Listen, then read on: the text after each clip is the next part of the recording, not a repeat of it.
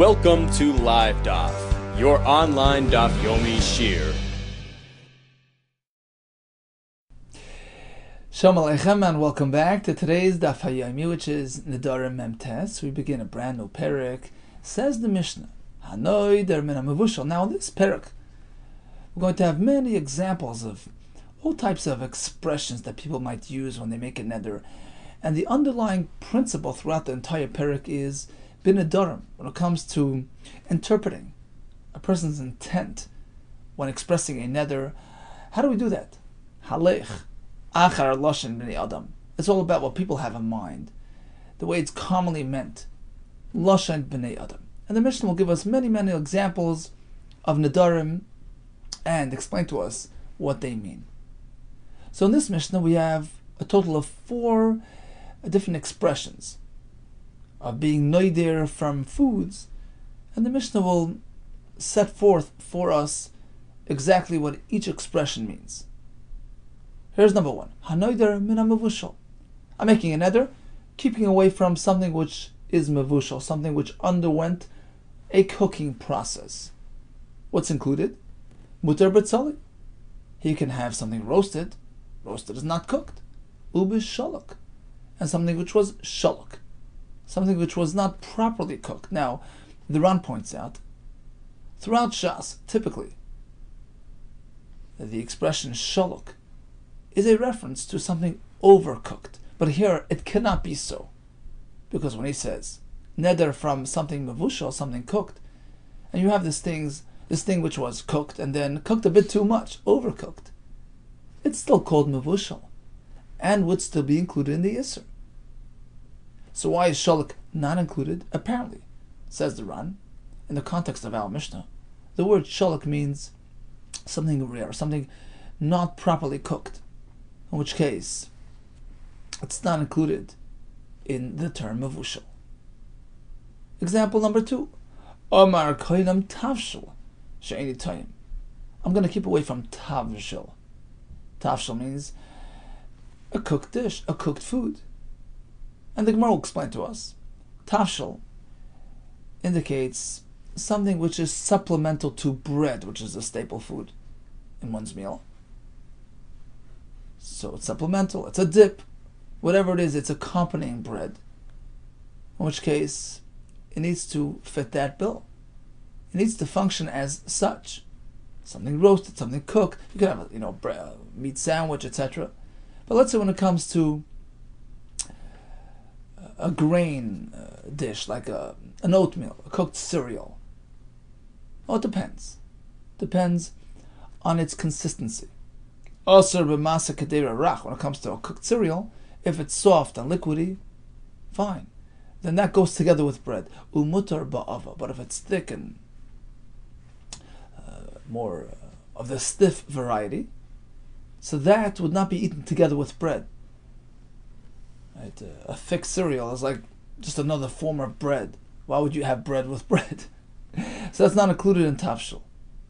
Umutar bebeitza turmuta. Likewise, you can have this overly shrinked. They used to take this egg and dip it into the Ran brings from the Gemara 1,000 times into hot water, 1,000 times into cold, until it shrivels and shrinks until it's the size of a pea. So this condensed egg would be eaten for remedial purposes. That's not something eaten together with bread. That's mutter. Ubdelas or mutza, or pumpkin, which was dunked into hot, ashes, hot coals. So this dry heat would, prepare it for archila. That's not called a tavshel. So you have 2 examples so far. Tavshel indicates something which is supplemental to bread. And we had number 1, mavushal, something which underwent a cooking process. So here, the Mefarshim explain, we need 2 conditions. First of all, it was cooked as opposed to another form of preparation, roasting and partial cooking. That doesn't work. And number 2, it has to be something which accompanies bread as well. So mavushal has 2 conditions.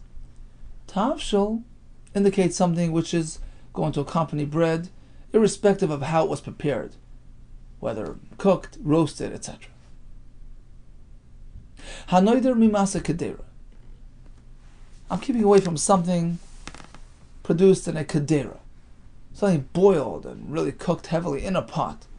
Ein asra el memasar sachta. That only includes something which was really boiled and produced inside a pot, like hot potatoes. Omar koinam hayor lekadera sheini toyim. But here it's a more generic term. Anything which was contained in a pot will be asr to me. In this case, it includes a wide array of products, even something which gets baked and roasted, and then throughout that process it enters a pot for even a short time as part of the processing process. You can't partake in anything which was actually cooked even for a short time in a pot. So we have mevushal, we have tavshil, we have masa kadera, and yored kadera. What is mevushal? Something which underwent the cooking process. Tavshil means something which accompanies bread. Masa kadera, something which was boiled up in a pot. Yored lekadera, anything which entered a pot. Tanya, we have a brisa.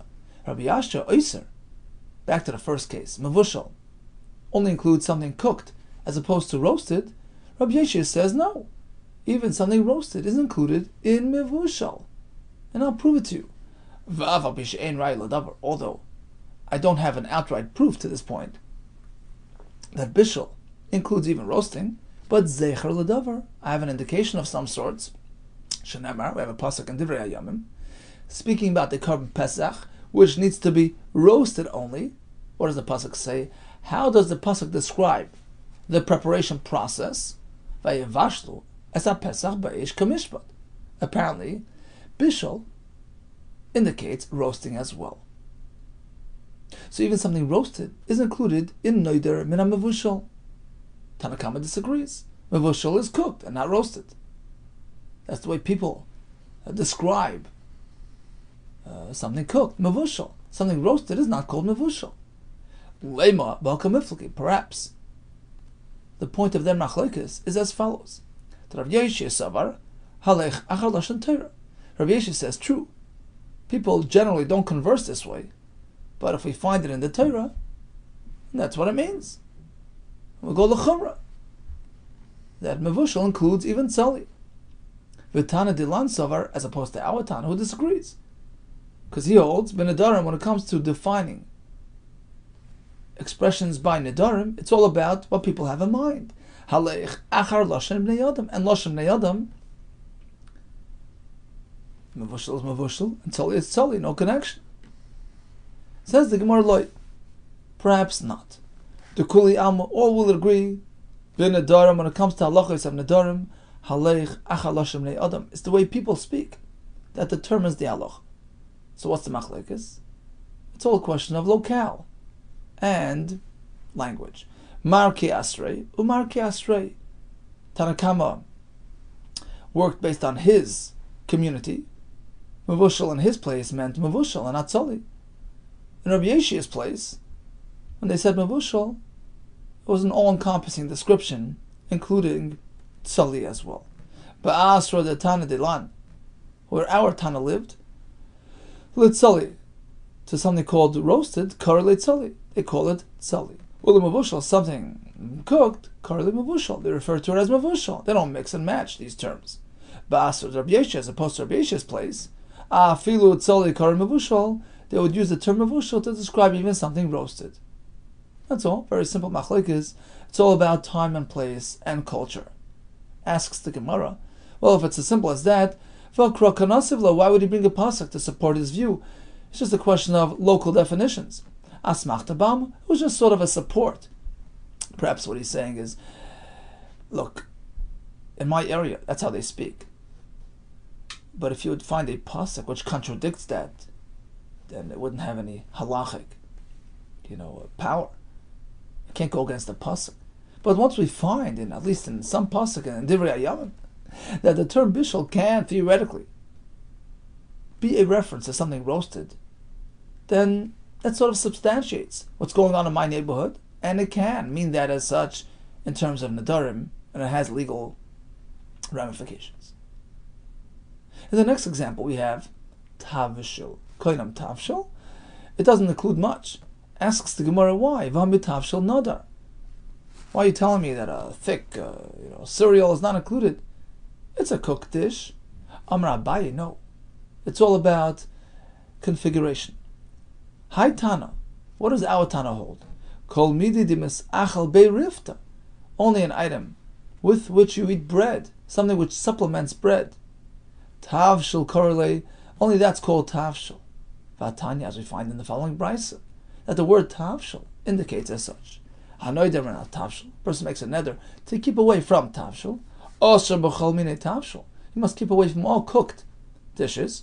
V'osher b'tzoli, u'b'shalak, u'b'mavushal. Keep away from roasted, cooked, and overcooked or undercooked. V'osher b'hitrius rakis. And he'll keep away from young and soft melons, pumpkins. Why? Because that's also called tavshil. Shachilim, because unwell people, oichlin b'hem pitan, will have their bread with these items, with the hitrius rakis. Clearly, the brisa connects the word tavshil to the potential, to the ability to have this item with bread. So that is a true definition of the word tavshil. Something eaten together with your bread. Eini asks the Gemara, just a side point here, you're telling me choylin can benefit from hitrias, these diluing the small pumpkins? It's beneficial, it's helpful, it's healthful. Eini v'Rabbi Yirmiyah chalash. Rabbi Yirmiyah got sick. All legabei ahasya. So this doctor came in last year to treat him. He notices this pumpkin sitting there in his house. Shavki abandoned him and runs out. He says, I'm not treating this patient. Amar, he said, Malach Moisa. He has a Malach Hamamas, angel of death in his home. He's jeopardizing his life. He's endangering himself by getting involved with these foods. Vana Eola Soya saying, I'm going to go offer my services to heal him. It's a waste of time. Apparently pumpkins are very detrimental to one's health. Like Kasha answers the Gemara, it depends. Ha-berikichi, ha-ba'ashuni. Depends if it's hard or soft. Rikichi are the soft ones, the young soft ones, that's good. Ashuni, the more hard ones, are detrimental. Rava bar Ula Amar, he gave a different teretz. Depends what part of the pumpkin. Ha-bekara gufei, the actual, the outer portion of the pumpkin is not beneficial to a chayla, to an unwell person. But the inner, the inner portion, the core, that's better. That's softer and beneficial to an unwell person. The Amar Yehuda, as Yehuda tells us, luliva dekara, the core, the soft portion of the kra of the kara of the pumpkin basilka is good with silka, with the beets. Luliva de kisna, the soft inner portion of the flax plant, bekutcha, is good together with this kutach, this milky dip. So we see clearly it all depends on what part of the material we're speaking about. V'davar zen, this piece of advice, this piece of information, that the innard of the pishtan of the flax is beneficial. Asr lo'imroi b'fnei ha'aretz. Don't publicize it in front of an ha'aretz. The Ran explains, Kadesha lo ya'akra pishtan lakach. We're afraid they're going to go clean out all the pishtan from all the fields and steal all the pishtan once they're informed of its high value. In any case, we had a kasha. Here we say pumpkins are beneficial for the chayla. Here we say it's not. It all depends what part of the pumpkin, the hard part or the soft part. Rava explains to us as follows. He's giving another teretz to the kasha. When the brisa says that pumpkins are good for the chayla would have it with his bread, we are not speaking about really ill people. Man chaylan.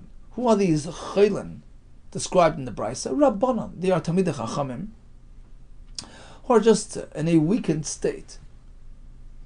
In which case, since they're not really sick, they're not going to be adversely affected by these pumpkins. And in fact, they eat it to strengthen their constitution, to give them chizuk. Says the Ran on the bottom, on the second line from the bottom, Man choylin rabbanon, eina chanami. The curry, in terms of pumpkins, For a real sick person, that's no good. Bein rakiche, bein ashuni, whether the soft or the hard, koishin l'chayli are detrimental when a person's really sick. When the Brisa says a chayla would have it, lav chayla mamish. We're not speaking about actually sick people. Elaman chayla rabbanon afilu b'briusan, even when they're really supposedly healthy, but really they're weak.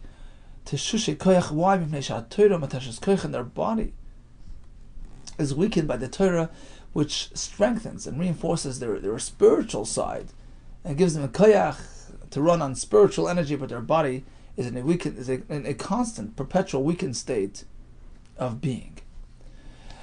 Says the Gemara, Rava l'tamei. Rava, who refers to Talmidei Chachamim in general as choylin, is in line with his statement elsewhere. Dama Rava, we have a kasha. We all get up 3 times a day and we say, Rifa'enu Hashem v'nei Rafe. Why? It's all been predetermined. It was already nigzar on Rosh Hashanah, if Chas v'Shalom a person should fall ill. Why are we davening?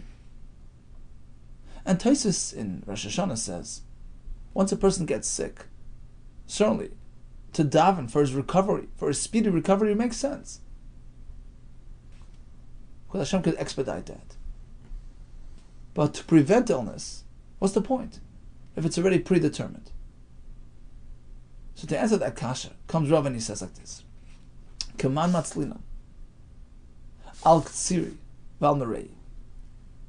Whose shita are we following? Keman matzlinan. Whose shita are we following when we daven, when we are matzlinan? Al ktsiri, on account of sick people. Val merei, on account of weakened people.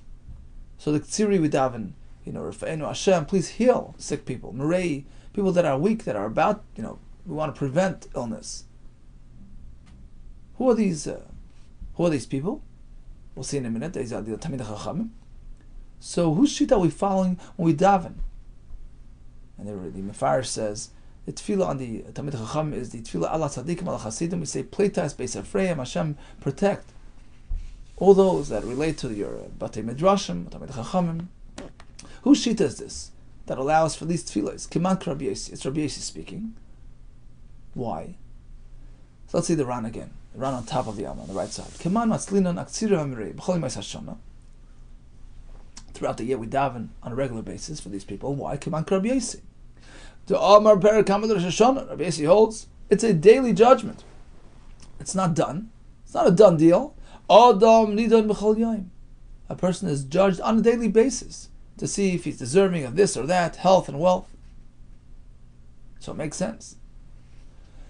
To daven, Hashem protect us, Hashem yimlametzchus on us, and keep us healthy. The ilu l'Rabbanon, the islu, the nidim Rosh Hashanah, whereas according to Rabbanon, who hold that it's a one-time judgment on Rosh Hashanah, what's the point of davening throughout the year? For protection from illness.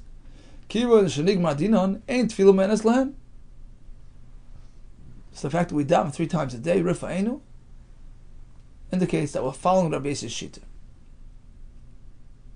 Okay, so that's a side point. How does it pertain to us? Why is it relevant to our sugya? We're just trying to discover the definition of the word merei. Right? He said ktsiri and merei. Says the Gemara. Mida amar ktsiri merei. The fact that Rava makes a double reference. We daven for these and those. Who are these people? In various state of physical weaknesses. Who are these people? Shema mino ktsiri ad ktsiri mamish. People that are really ill. And the Ran says they're called ktsiri because nafsham ktsara. It's like they're overwhelmed, overburdened. Machmas cholyan. Really sick people, chas v'shalom. But merei, those are the Rabbanon, who are weak because of their learning. Lashon of Rav, weakness of Reyosa.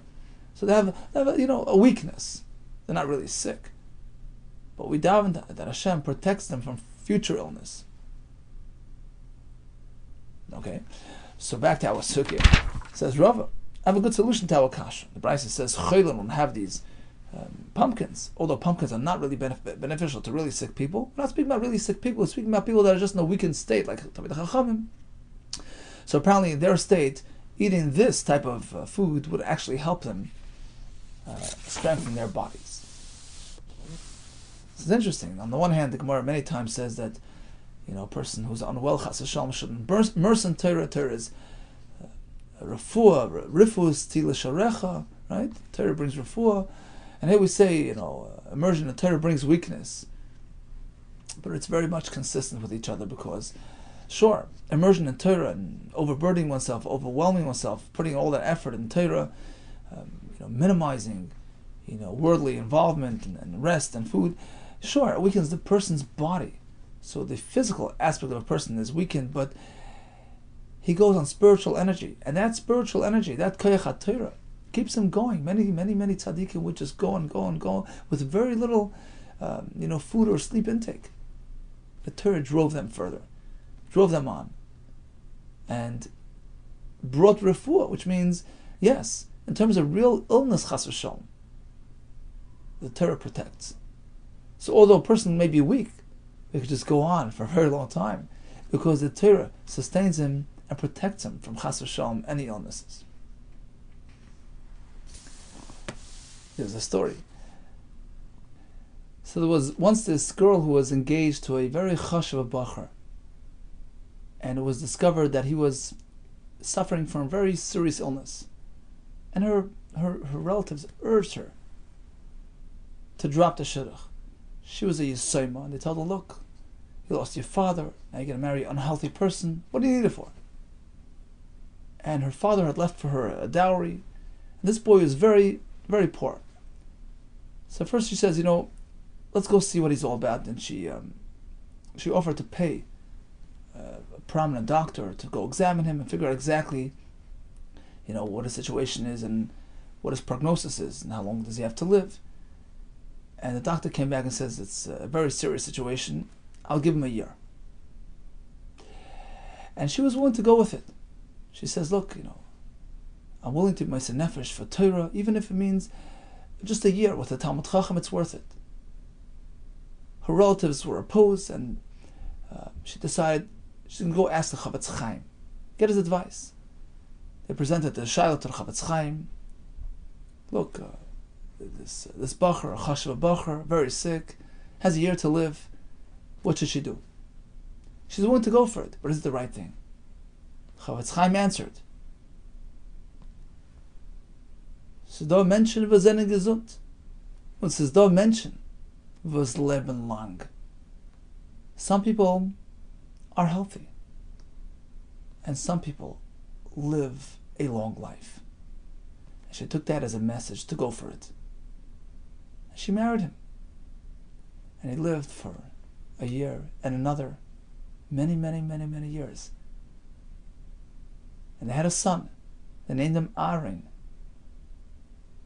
who grew up to be the Hilliger of Aaron Kotler, the founder of the biggest yeshiva in the world, the focal point of Torah life in the United States of America and beyond. Serious nefesh for Torah. So yeah, Mirei Rabbanon, but Tzedor mentioned was leben lang.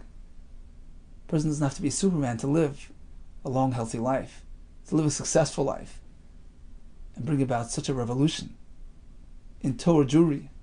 What a schus. Schus for that girl. Umuter ba'ava. So the Mishnah says, he makes a neder from tavshil, you can have cereal. Cereal and bread don't go together. So a thick cereal, it doesn't really serve as a supplement to bread. Masnisen loikebav loy, our Mishnah, which indicates as such, is not consistent with the way the Babylonians used to conduct their meals. They figured, look, bread is a staple food. If it's so good, just pile it in. Bread and more bread and more bread, not realizing even something good, even something positive, is only good in moderation. Never good to overdo anything.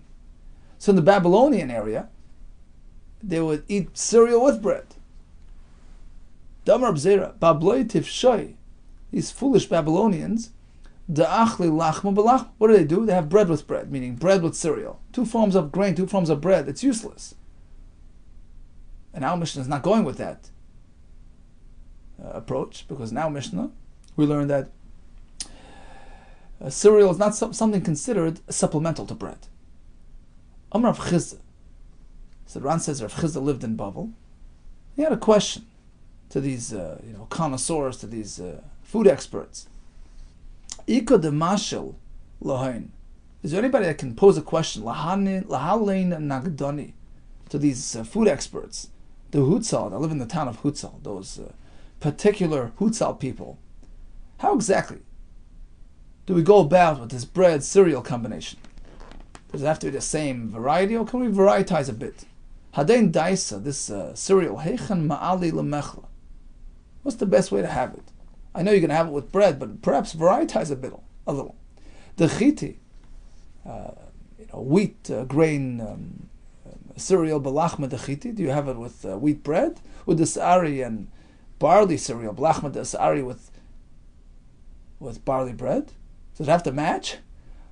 Or perhaps you can mix and match for variety. The chiti, the wheat cereal, but the sari can be mixed with barley bread, or the sari and barley cereal, but the chiti with wheat bread. So perhaps he said it in jest to highlight the irony. Rava achle b'chasisi. Rava would varietize. He would have his bread with chasisi, with some sort of dish made of flour, roasted flour, of these these young undeveloped kernels. Had some sort of sweetness to it. So some sort of variety he had. He had his bread with this form of grain. Rabbi bar Rav Huna ashkechel Rav Huna. Rabbi bar Rav Huna, he sees Rav Huna, the ka'achol daisa. He sees him sitting and having his cereal without a spoon.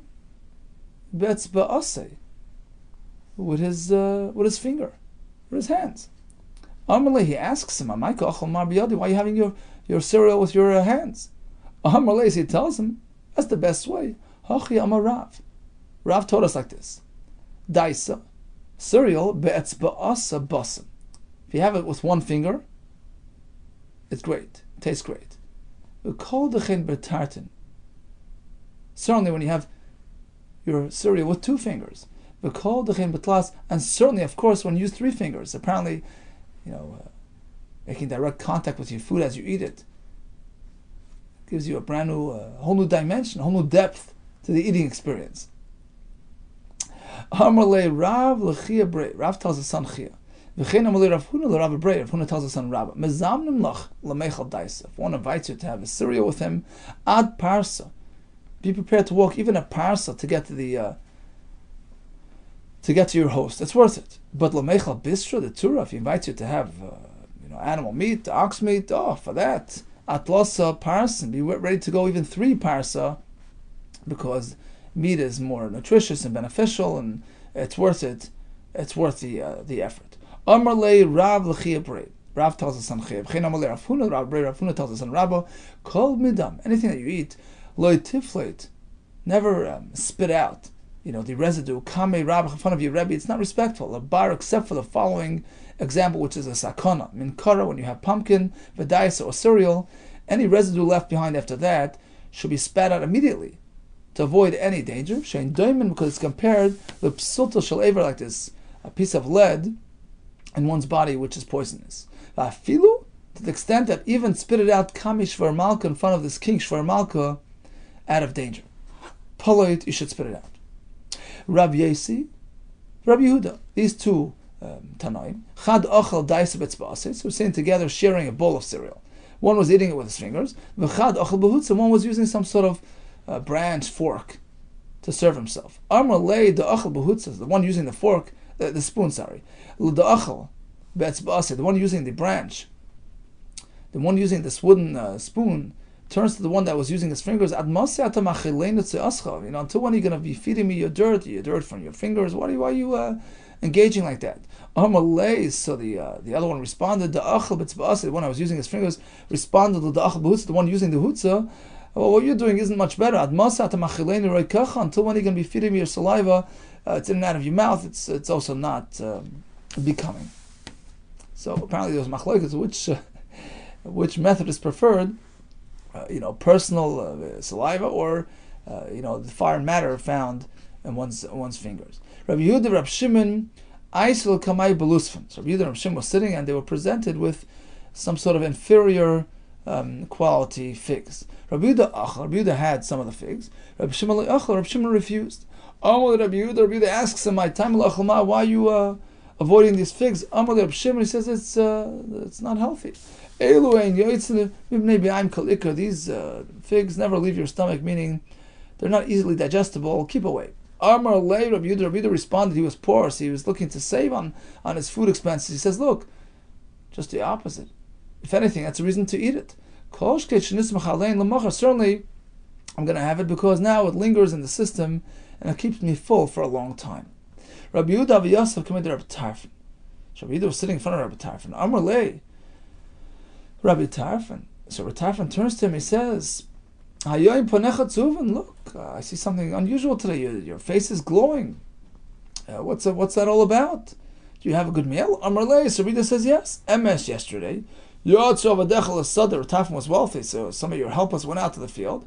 They gathered these trotten, I think they're beets or something, so these vegetables. We had them even without salt, and look how beneficial they were. Look how glowing we are.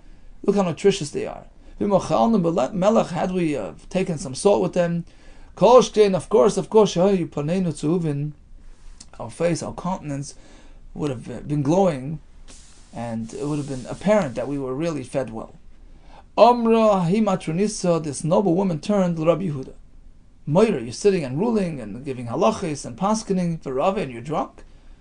So his facial appearance gave the impression that he was in a state of intoxication. He was reddened and looked properly fed and looked all in a heightened state of mood.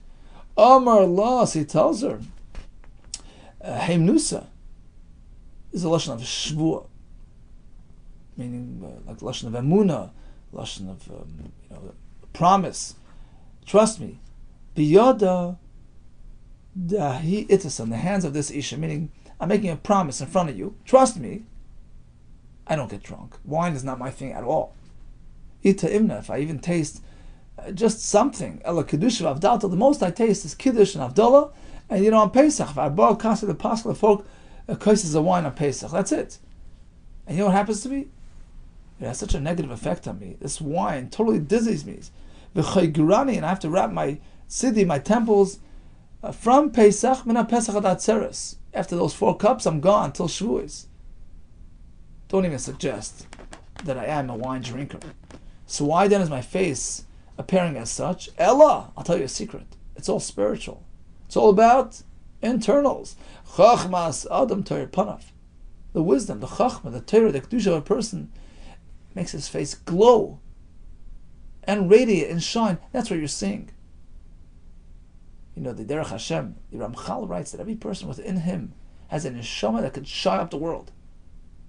Problem is, the physical body blocks.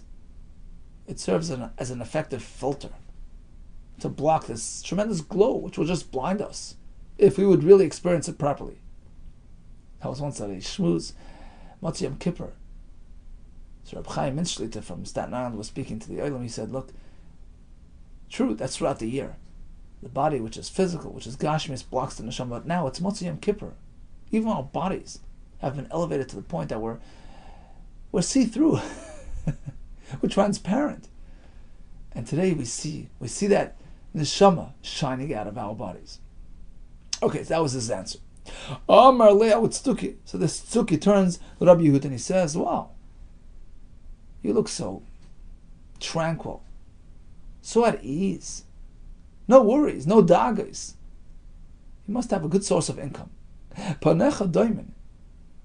You give the impression of either a banker or a swine, a person who raises swines, which is a very profitable business. Ike malvi ribis, like those who lend money with ribis. Ike magad chazirin. Which one is it? Do you take ribis or do you raise the chazirin? Amrulesi says, I'll tell you the truth, none of the above. Biyudoi, amongst us Jews, Taravayu Asirin, both these occupations are not allowed. Ella, rather, the reason why I look so healthy is because I take care of myself. I look after my health. Ella Esrim Ba'abo Beis HaKisei. There are actually 24 Beis HaKiseis Islay I have in Beis from my home Ad Bei Midrash until the Beis HaMedrash. And I'm always making use of these facilities. And as I walk by, I am taking advantage of these facilities and I maintain my health. Rabbi Yehuda, what would he do? When he would walk to the Beis HaMedrash, shakel gufa al katfei. Although Talmid Chacham generally doesn't do malacha in public, lest he degrade his position, but here he took a gulfa, some sort of pitcher, loaded it up on his shoulder, and walked into the Beis Medrash, which would serve as a stool to sit on. Omar, he says, this is different. This type of work, which brings honor to its doer, is recommended even for Talmid Chacham, lest he have to sit on the dirt floor. Rabbi Shimon shakel tzan al katfei. Shimon would lug a basket on his shoulder with the same justification. Amar gedola malacha shemachadabelis baleh, which allows me to have something to sit on, lest I get dirty from the dirt floor. The Visud Rabbi Yehuda's wife, Nafkas, she went out to the market. Naktas Amra, she got a hold of some wool. Of the glima, she formed a cloak. The hutvi, a prominent-looking, stylish coat. Kad Nafkas Ashuka, when she would go out to the market, Michsaya Beit, she would wear this cloak. But it was shared by her husband as well. They didn't have much resources. They would share the same coat. When Rabbi Yehuda, her husband, would go out to daven, have a machasi, umatzli, he would cover himself with the same beged umatzli and daven out of respect for Hashem and tefillah. And he was so excited with this cloak. When he would wear it, have a mevarach, he would make a bracha. Baruch sha'atani mi'il. Thank Hashem for enwrapping me in this cloak. Zim nachad. It so happens that one time, the Nasi of Shimon Gamliel saw fit to enact a fasting due to some sort of difficulty that the community was experiencing. And everybody would come to the place to daven, except for Rabbi Yehuda. Rabbi Yehuda loy asol beitanisa. He didn't come to the place of the Tanis, where they gather and daven. Amr lay. They explained to the Nasi, he's embarrassed to come. He doesn't have proper attire. Loy islay kisuya. He doesn't have what to cover himself with, and to come out in public. Perhaps his wife was right now, out and using the cloak. He had nothing to wear. Shada leglima. So Rabbi Shimon sent him a cloak. V'loy kabel. He refused. He didn't want to accept any gifts. And Dali Tzipsa, in fact, he picked up the mat upon which he was sitting, and says, "Take a look." And tells Rabbi Shimon's emissary, "Chazi, come take a look. Ma'ika, look what I have here." And the Ran and the Rashi say, there was a nes. He experienced a miracle. Suddenly, everything filled up with gold coins, just in order that he should have the ability to make his point. He says, "Lo nichali deisani badein alma." Look what I have from Hashem. It's a gift from Hashem. I don't want to take anything. I want to use my hard-earned money. I don't want to take gifts. Not matanis from Hashem, and not gifts from a nasi. And I want to live my life frugally, learn and daven, and Hashem will give me siyata d'shmaya to earn what I need in accordance with my minimal needs. Okay, so let's do a quick chazar of today's daf. Nedarim haleich achar lashem bnei adam. That's the refrain throughout the parak. Follow local terminology and local definition. We have 4 examples of nedarim in the Mishnah. Mevushal, something which underwent a cooking process and is suitable for being supplemented with bread, as opposed to something roasted, undercooked, etc. According to Rabbi Yasha, it includes tzali as well, because in his place, mevushal included a tzali. Koinem tavishil indicates something which is taken along with bread, as opposed to an ordinary cereal, which isn't typically eaten with bread, except in Bavel area, where they would have their lechem with lechem, which wasn't really a sign of great chachma. We learned about these various foods which are not really beneficial for a chayla, but actually are beneficial for somebody who's in a weakened state, and perhaps would actually be beneficial and protect them from future illness. So we have that irony in the Gemara. We have some colorful descriptions of various chachamim, how they partook in their cereal. We discussed chachmas adam toyer panav. We discussed a person looking after his health. And igir kapecha ki soichel ashrecha v'toylach. All the best to you and hatzlacha Rabba always.